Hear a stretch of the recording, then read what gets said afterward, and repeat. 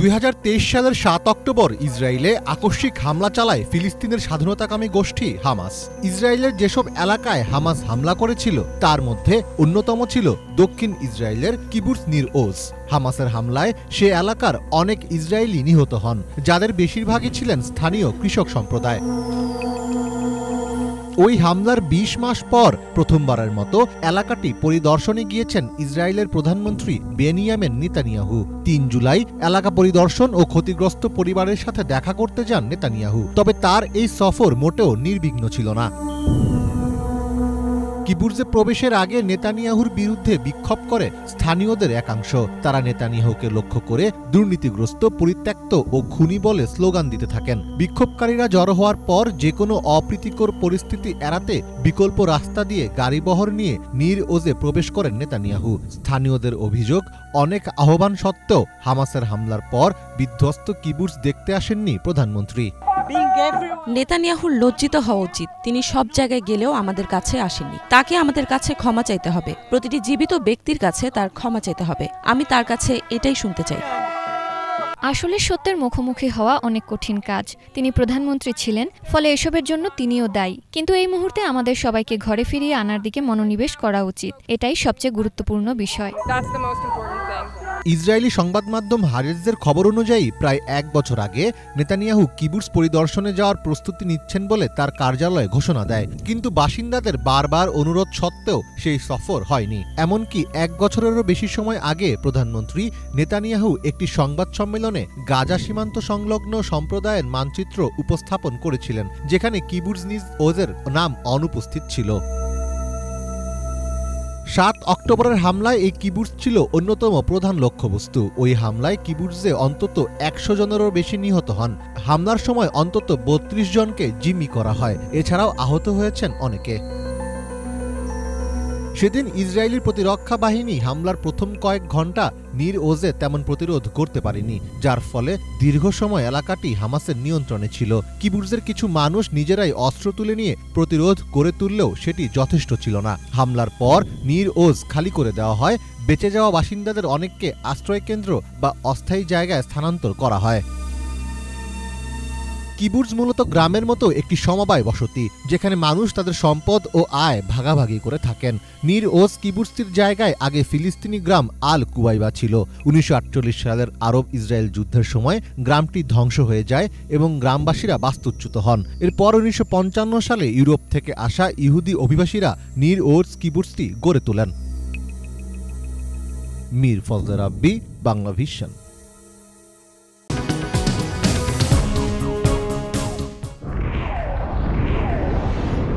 এক ভয়ঙ্কর যুদ্ধবিমান তৈরি করছে যুক্তরাষ্ট্র, যা হয়তো মুহূর্তে বদলে দিতে পারে যুদ্ধের ফলাফল।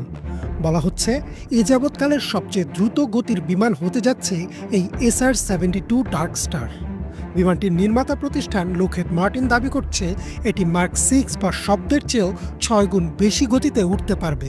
অর্থাৎ জ্বালানির বিষয়টি বিবেচনায় না আনলে এই বিমান মাত্র 5 ঘন্টা 27 মিনিটে একবার পুরো পৃথিবী ঘুরে আসতে পারবে। আর এমন উচ্চ গতির কারণে শত্রুর রাডারে ধরা পড়ার আগেই এলাকা অতিক্রম করতে পারবে SR-72। SR-72 ডার্ক স্টার নিয়ে এত আলোচনা হওয়ার মূল কারণ এর উচ্চ গতি এবং নজিরবিহীন প্রযুক্তি। আগে কখনো কোনো বিমান এত দ্রুত গতি অর্জন করতে পারেনি। মার্ক 6 গতিতে উঠতে পারা মানে প্রতি ঘন্টায় প্রায় 4600 মাইল গতি। আর এই গতির কারণে বিমানটি শত্রুপক্ষের রাডারে ধরা পড়ার আগেই তাদের আকাশসীমা অতিক্রম করতে পারবে। ইন্টারেস্টিং ইঞ্জিনিয়ারিং জানিয়েছে এর ডিজাইন এমনভাবে করা হয়েছে যাতে শত্রুর আকাশে প্রবেশ করেও গোপনে তথ্য সংগ্রহ ও হামলা চালানো সম্ভব হয়। বিমানটি যুক্তরাষ্ট্রের বিমান বাহিনীর জন্য তৈরি করা হচ্ছে। SR-71 ব্ল্যাকবার্ড গোপন নজরদারির দায়িত্ব পালন করত, আর এর উত্তরসূরি SR-72 ডার্ক স্টার আরও বেশি নিখুঁত ও দ্রুত গতিতে করবে সেই কাজ। শুধু নজরদারি নয়, প্রয়োজনে হাইপারসনিক মিসাইলও ছুটতে পারবে এই বিমান, অর্থাৎ একের ভেতর 2। এতে থাকছে অত্যাধুনিক সেন্সর, স্টেলথ প্রযুক্তি ও অটোমেটেড সিস্টেম, অর্থাৎ অনেক কাজ মানব সহায়তা ছাড়াই এই প্রযুক্তি করতে পারবে। 1945-এর তথ্য অনুযায়ী এই বিমানকে মূলত চীন ও রাশিয়ার সামরিক সক্ষমতার জবাব হিসেবে দেখা হচ্ছে। SR-72 ডার্ক স্টারের আরেকটি চমকপ্রদ দিক হল এর ইঞ্জিন। বিমানটিতে টারবাইন বেসড কম্বাইন্ড সাইকেল বা TBCC ইঞ্জিন ব্যবহার হবে। এই ইঞ্জিন নিচু উচ্চতায় সাবসনিক ও ট্রান্সসনিক গতিতে চলতে পারে, আবার উঁচুতে গিয়ে হাইপারসনিক গতি পাবে। এই প্রযুক্তি আগে কোনো সামরিক বিমানে ব্যবহার করা হয়নি, ফলে এটি কেবল নজরদারি নয়, যুদ্ধের ফলাফলও বদলে দিতে সক্ষম হবে। ন্যাশনাল ইন্টারেস্টের তথ্য মতে SR-72 ডার্ক স্টার যুক্তরাষ্ট্রের আকাশ প্রতিরক্ষা ও আক্রমণ ক্ষমতাকে বিপুলভাবে বাড়িয়ে দিবে। কোনো শত্রুপক্ষ এই বিমানের গতির সঙ্গে পাল্লাই দিতে পারবে না। এমনকি অনেক উন্নত আকাশ প্রতিরক্ষা ব্যবস্থারও নাগালের বাইরে থেকে যাবে SR-72, যা যুক্তরাষ্ট্রকে বিশাল কৌশলগত সুবিধা দেবে। শত্রুর আকাশসীমায় গিয়ে মুহূর্তে গোয়েন্দা তথ্য নিয়ে আসা অথবা হামলা চালিয়ে ফিরে আসা সবই হবে সম্ভব। তবে SR-72 ডার্ক স্টার এখনও পুরোপুরি কার্যকর বিমান নয়। এর প্রকল্প ও পরীক্ষার কাজ চলছে। তবে লকহিড মার্টিন আশা করছে আগামী দশকের শুরুর দিকে এর ফ্লাইট টেস্ট শুরু হবে। একবার যখন এটি আকাশে উড়বে, তখন যুদ্ধের কৌশল ও গোপন নজরদারি মিশনের চেহারাই বদলে যাবে। SR-72 ডার্ক স্টার কেবল একটি বিমান নয়, বরং এটি ভবিষ্যৎ যুদ্ধের প্রতীক। এর দ্রুতগতি, অত্যাধুনিক স্টেলথ এবং হাইপারসনিক আক্রমণ ক্ষমতার কারণে এটি ইতিহাসের সবচেয়ে শক্তিশালী ও ভয়ঙ্কর যুদ্ধবিমানের স্বীকৃতি পাবে বলে মনে করছেন সামরিক বিশ্লেষকরা। ইমরান মাহমুদ, মালাভিশন।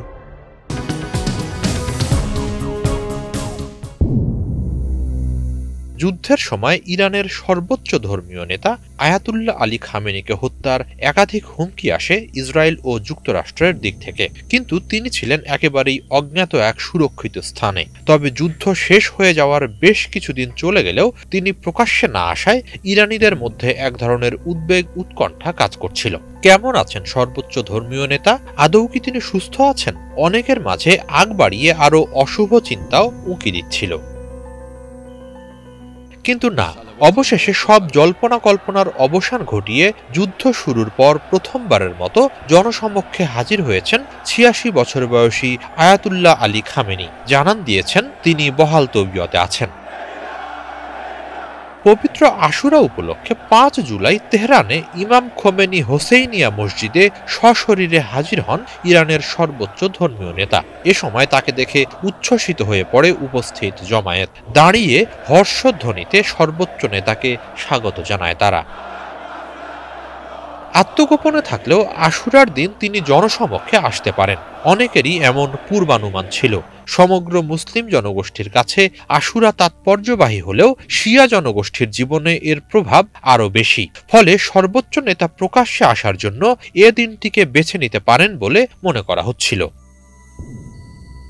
নিরাপত্তার খাতিরে যাচাই বাছাই করা সুনির্দিষ্ট উপস্থিতির সামনেই হাজির হন তিনি। তবে এদিন জনসমক্ষে এলেও সর্বোচ্চ ধর্মীয় নেতা কোনো বক্তব্য দেননি। উপস্থিত জমায়েতের উদ্দেশ্যে হাত নেড়ে ও হাসিতে শুভেচ্ছা বিনিময় করেন তিনি। ১৩ জুন ইরানে হামলা শুরু করে ইসরায়েল। একের পর এক ইরানের শীর্ষ কর্মকর্তা ও নেতাদের হত্যার ঘটনায় দ্রুততার সাথে খামেনিকে গোপন বাংকারে নেওয়া হয়। তবে মার্কিন প্রেসিডেন্ট ডোনাল্ড ট্রাম্প দাবি করেন খামেনি কোথায় আছেন যুক্তরাষ্ট্র তা জানে এবং চাইলেই তাকে হত্যা করতে পারে, তবে তা করা হবে না। খামেনিকে হত্যার ব্যাপারে আইডিএফ যে আগ্রহী, যুদ্ধের মাঝেই ইসরায়েলের প্রতিরক্ষা মন্ত্রী ইসরায়েল কাটস সে কথা জানান। সব মিলিয়ে সর্বোচ্চ ধর্মীয় নেতার প্রাণ সংশয়ের গুরুতর ঝুঁকি তৈরি হয়েছিল। ঝুঁকি এখনো আছে বলে মনে করে ইরানের গোয়েন্দা সংস্থাগুলো। এ কারণেই তার নিরাপত্তায় বিশেষ কঠোরতা বজায় রাখা হচ্ছে। এদিকে আয়াতুল্লাহ আলী খামেনি প্রকাশ্যে আসার একদিন আগেই ইরানের সামরিক বাহিনীর প্রধান মেজর জেনারেল আব্দুল রহিম মুসাফি ইসরায়েলকে হুঁশিয়ারি দিয়ে বলেছেন, বাড়াবাড়ি করলে এর পরের বার ইরান এমন হামলা চালাবে যে ইসরায়েল পঙ্গু হয়ে যাবে। যুক্তরাষ্ট্র চাইলেও ইসরায়েলের প্রধানমন্ত্রী বেনিয়ামিন নেতানিয়াহুকে বাঁচানোর সুযোগ পাবে না। হিজল জোবায়ের, বাংলা ভিশন। আন্তর্জাতিক মঞ্চ থেকে এবার কড়া বার্তা ছুড়ে দিল ইরান। ব্রাজিলে অনুষ্ঠিত ব্রিক্স সম্মেলনে দাঁড়িয়ে পররাষ্ট্রমন্ত্রী আব্বাস আরাকচি সাফ জানিয়ে দিলেন, জবাবদিহি না করলে ইসরায়েলকে ভুগতে হবে, একই সাথে গোটা বিশ্বকেও ভোগ করতে হবে ভয়াবহ পরিণতি। ইসরায়েল ও যুক্তরাষ্ট্র মিলে যে আগ্রাসন শুরু করেছে তা শুধু যুদ্ধ নয়, বরং আন্তর্জাতিক চুক্তি ও আইনের সরাসরি লঙ্ঘন। ইরানের পারমাণবিক স্থাপনায় হামলার মধ্য দিয়ে উস্কে ওঠা আগুনের উত্তাপ শেষ পর্যন্ত কত দূর ছড়াবে সেটা এখনো অনিশ্চিত। তবে বিশ্লেষকেরা বলছেন, এর ফলে দীর্ঘমেয়াদী প্রতিশোধের জন্য প্রস্তুত হবে ইরান। সম্প্রতি ব্রাজিলের রিও ডি জেনিরোতে অনুষ্ঠিত ব্রিক্সের বার্ষিক শীর্ষ সম্মেলনে বক্তব্য দিয়েছেন আব্বাস আরাকচি। সেখানে তিনি মন্তব্য করেন, ইরানের শান্তিপূর্ণ পারমাণবিক স্থাপনাগুলোর উপর ইসরায়েল যুক্তরাষ্ট্রের ইচ্ছাকৃত হামলা জাতিসংঘ নিরাপত্তা পরিষদের রেজুলেশন ও এনপিটি চুক্তির সরাসরি লঙ্ঘন। 2015 সালে এই রেজুলেশনের মাধ্যমে ইরানের পরমাণু কর্মসূচিকে অনুমোদন দিয়েছিল আন্তর্জাতিক মহল। এসব আইনের প্রতি চরম অবজ্ঞা দেখিয়ে এমন অন্যায় কার্যক্রম চালিয়ে যাচ্ছে ইসরায়েল। সম্মেলনে দেয়া যৌথ বিবৃতিতে গাজা উপত্যকাকে অধিকৃত ফিলিস্তিনি ভূখণ্ডের অবিচ্ছেদ্য অংশ হিসেবে ঘোষণা করেছে ব্রিক্স। একই সাথে স্বাধীন ফিলিস্তিন রাষ্ট্রের প্রতি সমর্থন জানিয়েছেন সদস্য দেশগুলোর শীর্ষ নেতারা। ব্রিক্স সম্মেলনে কূটনৈতিকভাবে উল্লেখযোগ্য সমর্থন পেয়েছে ইরান। জোটের যৌথ বিবৃতিতে ইরানের উপর হামলার কড়া সমালোচনা করেছে চীন, রাশিয়া, ব্রাজিল সহ 11টি সদস্য দেশ। যদিও সেই বিবৃতিতে যুক্তরাষ্ট্র কিংবা ইসরায়েলের নাম উল্লেখ করা ছিল না। তবে বেসামরিক ও শান্তিপূর্ণ অবকাঠামোর উপর হামলার ব্যাপারে একটি আন্তর্জাতিক জোটের উদ্বেগ প্রকাশ ইরানের জন্য নীতিগত দিক থেকে সুবিধাজনক বলে ধরে নেওয়া হচ্ছে। এই সুযোগ কিভাবে কাজে লাগাবে তেহরান, ইরানি নীতি নির্ধারকদের পক্ষ থেকে আসেনি পরিষ্কার কোনো ধারণা। প্রায় 20 বছর আগে রাশিয়া, ভারত, চীন ও দক্ষিণ আফ্রিকাকে নিয়ে যাত্রা শুরু করা ব্রিক্সকে এখন যুক্তরাষ্ট্র ও পশ্চিমা শক্তির বিকল্প কেন্দ্র হিসেবে একটি শক্তিশালী পক্ষ বলে মনে করা হয়। গাজা যুদ্ধ কিংবা যুক্তরাষ্ট্রের আধিপত্য নিয়ে জোটের মধ্যে নানা রকম মতানৈক্য রয়েছে। এর সাথে এবার যুক্ত হয়েছে ইরানের পক্ষে জোটের সমর্থন। এমন পরিস্থিতিতে ইসরায়েলের পক্ষ নিয়ে সরাসরি দ্বন্দ্বে জড়ানো ট্রাম্পের জন্য হবে অস্বস্তির কারণ। যথেষ্ট প্রভাবশালী না হওয়ায় ব্রিক্সও চাইবে না মুখোমুখি বিরোধিতা। সেক্ষেত্রে কেবল নীতিগত সমর্থন নিয়েই আপাতত ইরানকে থাকতে হবে সন্তুষ্ট। হাফিজুল ইসলাম, বাংলা ভিশন।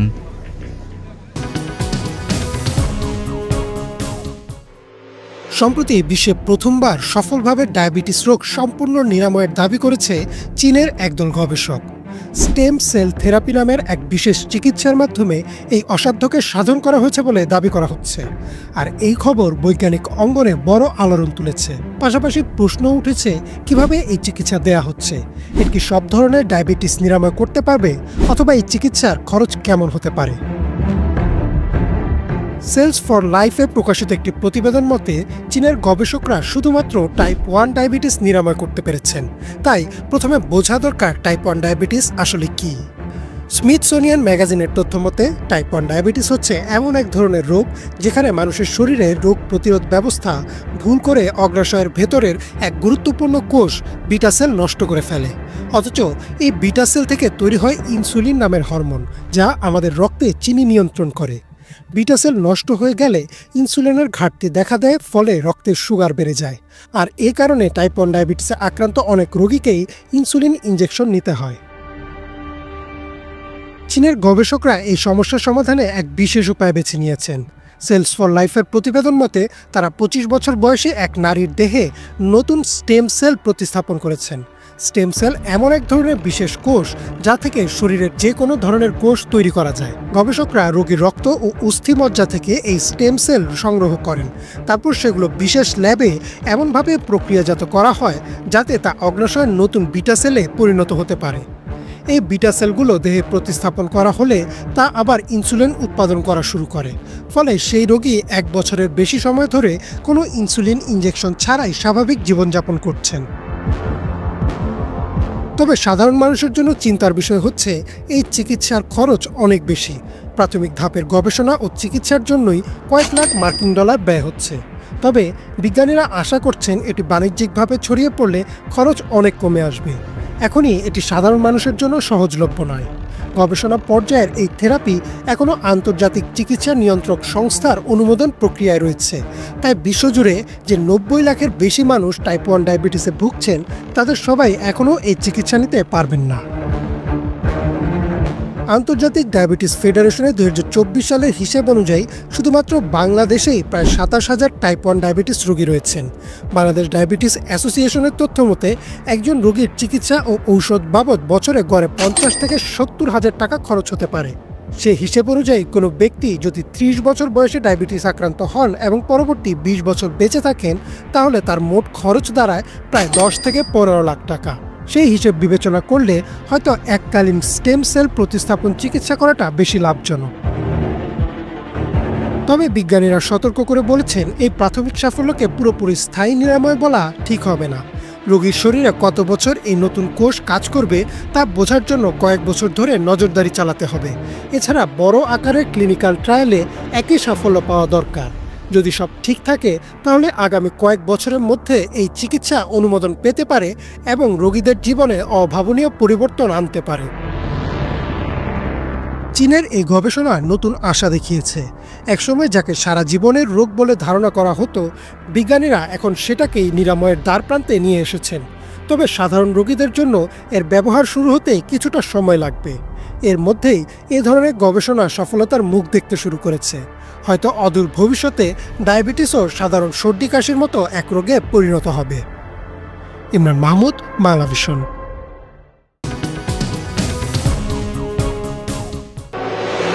ভারত ও পাকিস্তান গত মে মাসে 4 দিনের যুদ্ধের সময় ক্ষেপণাস্ত্র, ড্রোন এবং কামানের গোলা ব্যবহার করে, যা কয়েক দশকের মধ্যে সবচেয়ে বড় সংঘাতে পরিণত হয়। এরপর ভারত অভিযোগ তোলে যুদ্ধের সময় চীনের সক্রিয় সমর্থন পেয়েছে পাকিস্তান।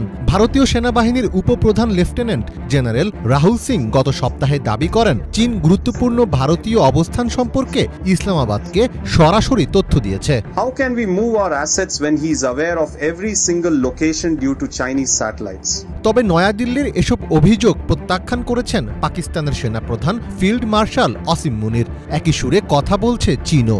7 জুলাই বেইজিংয়ে এক সংবাদ সম্মেলনে চীনের পররাষ্ট্র মন্ত্রণালয়ের মুখপাত্র মাও নিং বলেছেন চীন ও পাকিস্তান ঐতিহ্যবাহী এবং ভালো প্রতিবেশী। প্রতিরক্ষা ও সামরিক ক্ষেত্রে দুই দেশের সহযোগিতা স্বাভাবিক বিষয়, এটি কোনো তৃতীয় দেশকে লক্ষ্য করে নয়। চীন ও পাকিস্তানের মধ্যে ক্রমবর্ধমান সামরিক সম্পর্ক নিয়ে উদ্বিগ্ন হয়ে উঠছে ভারত। বিশ্লেষকদের অনেকে মনে করছেন চীন ও পাকিস্তান মিলে এই অঞ্চলে অস্ত্র ব্যবসার যে বিশাল সাম্রাজ্য গড়ে তুলছে তা ভারতের কপালে চিন্তার ভাঁজ ফেলে দিয়েছে। চীন পাকিস্তানের প্রধান অস্ত্র সরবরাহকারী দেশ। 2015 থেকে 2019 সালের মধ্যে চীনের পাকিস্তানে অস্ত্র বিক্রির পরিমাণ ছিল প্রায় $270 কোটি, যার পরিমাণ দিনকে দিন বেড়েই চলছে। স্টকহোম ইন্টারন্যাশনাল পিস রিসার্চ ইনস্টিটিউটের তথ্য অনুযায়ী 2020 থেকে 24 সালের মধ্যে পাকিস্তানের আমদানি করা সামরিক সরঞ্জামের প্রায় 80% চীনের তৈরি, যার মূল্য প্রায় $6 বিলিয়ন।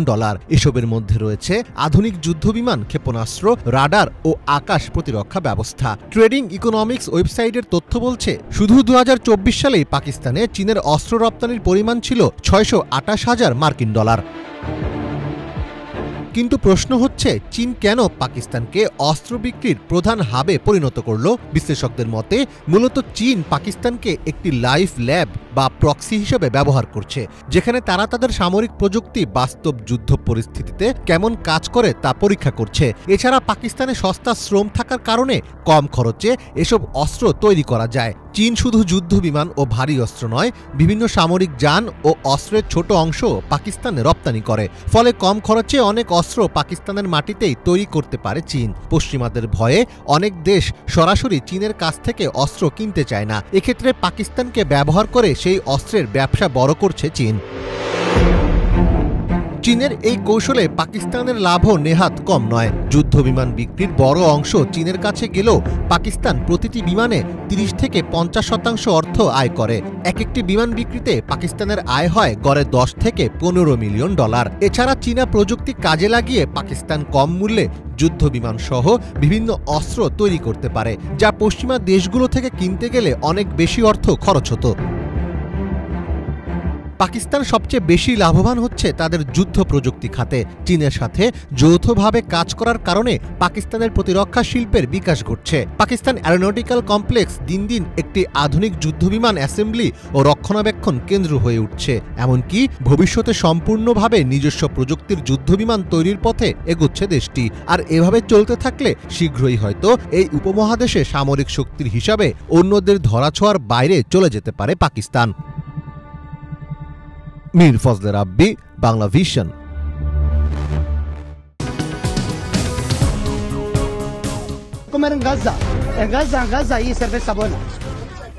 পর্যটকদের রেস্টুরেন্ট থেকে বের করে দিচ্ছেন ম্যানেজার। তাদের উদ্দেশ্যে উচ্চস্বরে আক্রমণাত্মক কথাও বলছেন তিনি।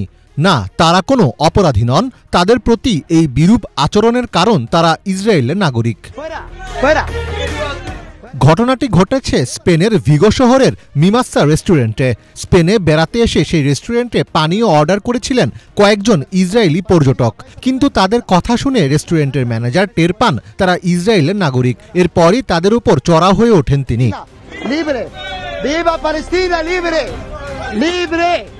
সামাজিক মাধ্যমে ভাইরাল হওয়া ভিডিওতে দেখা যায় পর্যটকদের উদ্দেশ্য করে ম্যানেজার বলছেন, আপনারা বেরিয়ে যান, আপনারা ফিলিস্তিনিদের হত্যা করছেন, আপনারা গাজায় গিয়ে বিয়ার খান। এক পর্যায়ে তিনি ফিলিস্তিন দীর্ঘজীবী হোক বলে স্লোগানও দেন। এরপর সেই অর্ডার করা পানীয় রেখেই রেস্টুরেন্ট থেকে নিঃশব্দে বেরিয়ে যান ইসরায়েলিরা। ভিডিওটির সত্যতা নিশ্চিত করেছে সংবাদ মাধ্যম টিআরটি গ্লোবাল। শুধু ব্যক্তি পর্যায়ে নয়, সরকারি ও প্রাতিষ্ঠানিক পর্যায় থেকেও ইসরায়েলের বিরুদ্ধে সক্রিয় অবস্থানে রয়েছে স্পেন।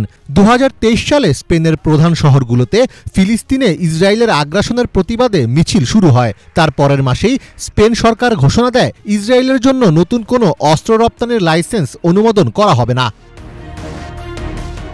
2024 সালে স্পেনের শিক্ষার্থীরা ইসরায়েলের বিশ্ববিদ্যালয়ের সঙ্গে যৌথ গবেষণা বাতিলের দাবিতে আন্দোলন শুরু করে। একই বছর স্পেনের পার্লামেন্টে ফিলিস্তিনকে রাষ্ট্র হিসেবে স্বীকৃতি দেওয়ার বিষয়ে বিতর্ক অনুষ্ঠিত হয়। বিভিন্ন প্রক্রিয়া শেষে চলতি বছরের মে মাসে ফিলিস্তিনকে আনুষ্ঠানিকভাবে রাষ্ট্র হিসেবে স্বীকৃতি দেয় স্পেন, আয়ারল্যান্ড ও নরওয়ে। শুধু স্পেন নয়, ইসরায়েলের বিরুদ্ধে গুরুত্বপূর্ণ রাজনৈতিক, অর্থনৈতিক ও কূটনৈতিক পদক্ষেপ নিয়েছে ইউরোপের একাধিক দেশ। ইউরোপীয় ইউনিয়নের 17টি সদস্য রাষ্ট্র ইসরায়েলের সঙ্গে বিদ্যমান অ্যাসোসিয়েশন এগ্রিমেন্টের পুনর্মূল্যায়ন প্রক্রিয়া শুরু করেছে। এই চুক্তির মাধ্যমে ইসরায়েল ইউরোপীয় বাজারে শুল্কমুক্ত সুবিধা পায়, যা স্থগিতের দাবি উঠেছে। কিছু ইউরোপীয় রাষ্ট্র ইসরায়েলের সামরিক সরঞ্জাম ও প্রযুক্তি রপ্তানি বন্ধে উদ্যোগ নিয়েছে। ইতোমধ্যে বেলজিয়াম, ইতালি ও নেদারল্যান্ডস ইসরায়েলে অস্ত্র রপ্তানির লাইসেন্স স্থগিত করেছে। ইউরোপের অনেক বিশ্ববিদ্যালয় ও গবেষণা প্রতিষ্ঠান ইসরায়েলি প্রতিষ্ঠানের সঙ্গে সহযোগিতা স্থগিত করেছে। ছাত্র শিক্ষকদের বিক্ষোভে বহু বিশ্ববিদ্যালয় একাডেমিক বয়কট মেনে নিতে বাধ্য হচ্ছে। ইউরোপীয় আইন প্রণেতারা ইসরায়েলের বিরুদ্ধে আন্তর্জাতিক অপরাধ আদালত ও আন্তর্জাতিক বিচার আদালতে অভিযোগ জমা দেওয়ার আহ্বান জানিয়েছেন। ইসরায়েলের বিরুদ্ধে বহুজাতিক নিষেধাজ্ঞা ও বয়কট প্রচারণা চালাচ্ছে অ্যামনেস্টি, হিউম্যান রাইটস ওয়াচ সহ বিভিন্ন এনজিও ও মানবাধিকার সংস্থা। এছাড়া ইউরোপের অনেক শহরে ইসরায়েল বিরোধী অবস্থানে নিয়মিত বড় আকারে প্রতিবাদ মিছিল ও জনসমাবেশ হচ্ছে। মীর ফজলে রাব্বি, বাংলা ভিশন।